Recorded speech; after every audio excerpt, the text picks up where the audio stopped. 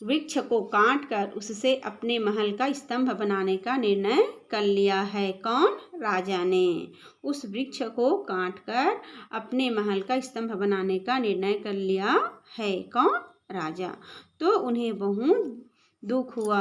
क्या हुआ? दुख हुआ। किसको? गांव वालों को। वे फूल मालाएं लेकर उस वृक्ष के पास आए। फूल और मालाएं लेकर क्या किया? उस वृक्ष के पास आए। दीपक जलाकर चारों ओर रख दिए और दीपक जलाकर चारों ओर रख दिए। किसके? उस वृक्ष के नीचे। और शाखाओं पर मालाएं लगाकर, और शाखाओं में क्या लगा दी? माला पहना दी। वेदनापूर्ण स्वर में गीत गाने लगे और करुणा दुखी होकर गीत गाने लगे। वेदनापूर्ण मीन्स क्या होता है? करुणापूर्ण। दुखी होकर वह क्या करने लगा? गीत गाने लगे। ऐसा लग रहा था जैसे वे ईश्वर से प्रार्थना कर रहे हो। वो तो उसका भगवान ही था, उसको पूजा करते तो उसको भगवान मानते थे। तो ऐसा लग रहा था ईश्वर से प्रार्थना कर रहे हो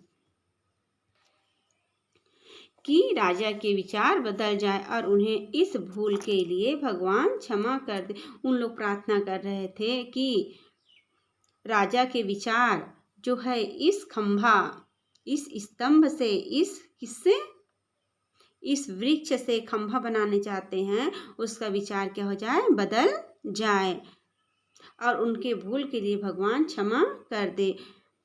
ऐसे गांव वाले सोच रहे हैं, विचार कर रहे हैं, भगवान से क्या कर रहे हैं? प्रार्थना कर रहे हैं।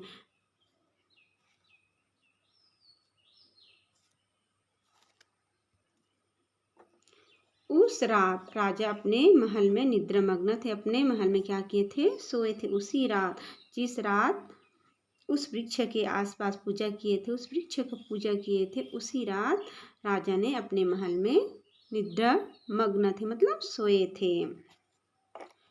अचानक उनके स्वप्न में चमकते हरे पत्तों के परिधान में लिपटी एक दिव्य मूर्ति प्रकट हुई।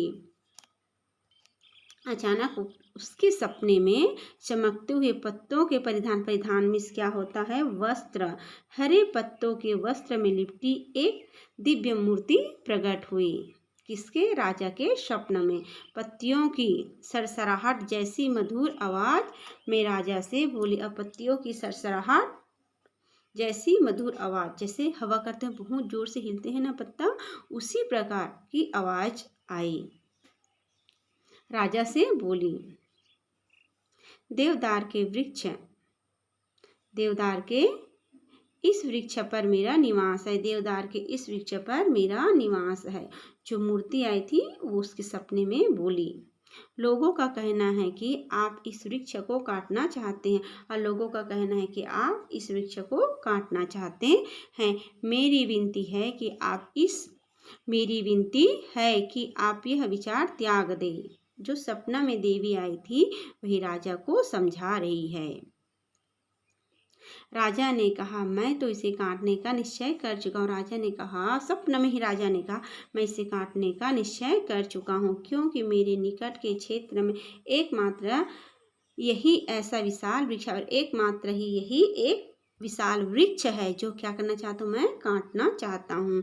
इससे मैं अपना महल बनाना चाहता हूँ, जो महल के स्तंभ के रूप में काम आ सकता है और महल के स्तंभ खंभा के रूप में काम आ सकता है। देवी ने फिर कहा, राजन विचार कीजिए, मैंने सदैव लोगों का कल्याण किया है। राजन विचार कीजिए, मैं लोगों का हमेशा कल्याण करती हूँ और करती रहूंगी। सदैव लोगों का कल्याण किया है। मुझ पर पक्षी बसेरा बनाते हैं। मुझ पर पक्षी क्या करते हैं? बसेरा बनाते, मतलब घोंसला बनाते हैं। वन्य प्राणी मेरे तने से अपने शरीर को खुजलाकर आराम करते। वन्य प्राणी मतलब गाय, बैल, भैंस जो भी है वो मेरे पास आते हैं और अपना शरीर खुजलाते हैं। मेरे को टिक कर अपना शरीर क्या करते हैं? खुजलाते हैं। मेरे नीचे हजारों लताएं पनपती है और मेरे नीचे क्या है? हजारों लताएं पनपती है। मैं मिट्टी को कटने से रोकती हूँ। अपने जड़ से क्या करते हैं? बांध कर रखते हैं। जो बरसात आते हैं तो मिट्टी को बहा कर ले जाते हैं ना, तो वो अपनी मिट्टी को मजबूत बनाकर रखे रहती, क्यों? अपने जड़ों से बांध कर रखी रहती है। मिट्टी को कटने से रोकती हूँ। बच्चे मेरे आसपास खेलते हैं। दूर से आए थके यात्री पल भर मेरी शीतल छाया में ठहर कर विश्राम करते हैं। और पल भर के लिए आते हैं लोग तो क्या करते हैं, वहाँ पर बैठ जाते हैं, मेरी शीतल छाया पे, मेरे पेड़ मेरे नीचे बैठ जाते हैं। मुझे काटने से इन सभी प्राणियों को कष्ट होगा। मेरे नीचे मतलब मेरे नीचे पक्षी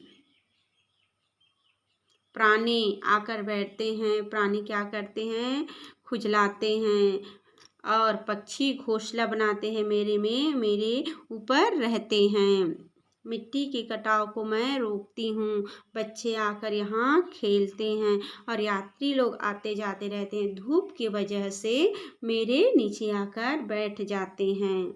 मेरे को काटोगे तो सभी प्राणियों को क्या होगा, कष्ट होगा। राजा ने कहा, हे ममतामयी। राजा ने कहा, हे ममतामयी देवी, आपका कथन पूर्णतः सत्य, आपका कथन सत्य है, मगर मैं क्या करूं? मैं तो आपके वृक्ष को काटने का निश्चय कर चुका हूं। आपके वृक्ष को क्या करने का, काटने का निश्चय कर चुका हूं।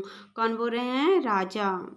देवी ने अपना सिर झुकाकर दुखी स्वर में कहा, अपना सिर झुका दिया और दुखी होकर कहने लगी, हे राजन, यदि तुम्हारा यही निश्चय है तो मेरी एक प्रार्थना स्वीकार कर लो। मेरी एक प्रार्थना है, उसको स्वीकार कर लो।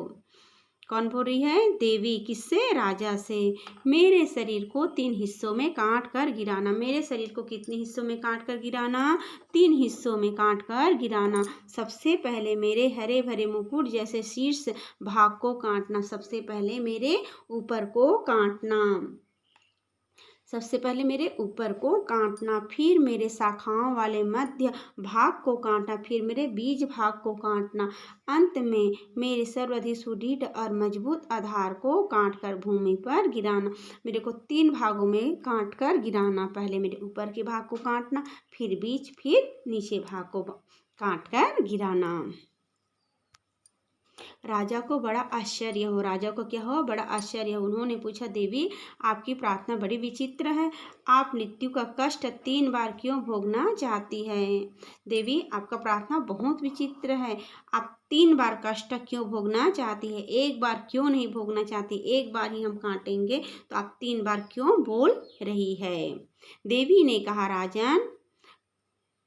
राजन, कारण स्पष्ट है। मेरे नीचे भूमि पर सैकड़ों देवदार के पौधे उग आए हैं। मेरे नीचे सैकड़ों छोटे छोटे पौधे उग आए हैं। यदि मुझे एक ही बार काट कर गिराओगे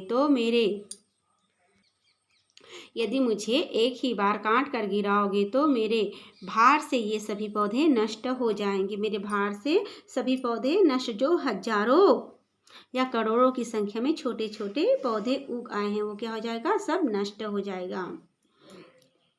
नष्ट हो जाएंगे। परंतु यदि मुझे 3 बार में थोड़ा थोड़ा करके काटोगे तो संभवतः कुछ पौधे बच जाएं, और थोड़ा थोड़ा काटोगे तो कुछ पौधे क्या हो जाएंगे, बच जाएंगे, जो बड़े होकर लोगों के काम आएंगे। लोगों के काम आएंगे। राजा ने देवी की प्रार्थना स्वीकार कर ली। राजा ने क्या की, देवी की प्रार्थना स्वीकार कर ली। देवी स्वप्न से विलीन हो गए। देवी स्वप्न से चली गई। विलीन मीन्स क्या होता है, लुप्त हो जाना। विलीन मीन्स क्या होता है, लुप्त हो जाना। सपने से चली गई। दूसरे दिन राजा ने अपने परिवारजनों, मंत्रियों, दरबारियों और जनता को बुलाकर कहा। राजा ने दूसरे दिन किसको, अपने परिवार को बुलाए, मंत्रियों को बुलाए, दरबारियों को बुलाए और जनता को भी बुलाए, और कहा, अब मेरे महल का स्तंभ देवदार के तने के स्थान पर पत्थर से बनेगा। अब किससे, देवदार से नहीं बनेगा, देवदार के तने से नहीं बनेगा, पत्थर से बनेगा। वृक्ष को नहीं काटा जाएगा। राजा का मन क्या होगा, बदल गया कि हम राजा का मन बदल गया कि वृक्ष को नहीं काटा जाएगा। राजा ने अपना महल पत्थर के स्तंभ पर बनवाया। किससे? पत्थर के स्तंभ पर बनवाया। उसके चारों ओर सुंदर बाग लगवाए। उसके चारों ओर क्या लगाए? बाग लगाए, पेड़ पौधा लगाए, जिसमें बहुत से वृक्ष और फूल पौधे थे। जिसमें क्या थे? बहुत से वृक्ष थे, फूल थे और पौधे भी थे। बच्चे और बड़े बूढ़े इस बाग में आते। बच्चे बड़े बूढ़े क्या करते? इस बाग में आते, वृक्षों की शीतल छाया में बैठते और वृक्षों के नीचे क्या करते थे? बैठ जाते, जो ठंडी हवा मिलती थी। बच्चे वहाँ खेला करते। बच्चे क्या करते? वहाँ खेला करते। राजा की तरह अन्य लोगों ने भी लकड़ी के मकान बनवाने बंद कर दिए। राजा की तरह वहाँ के लोग लकड़ी के मकान बनवाने क्या कर दिए? बंद कर दिए, ताकि जंगलों में वृक्ष अपनी विशाल भुजाएं फैलाकर लोगों की छाया और जीवनदायिनी हवा प्रदान करते रहे।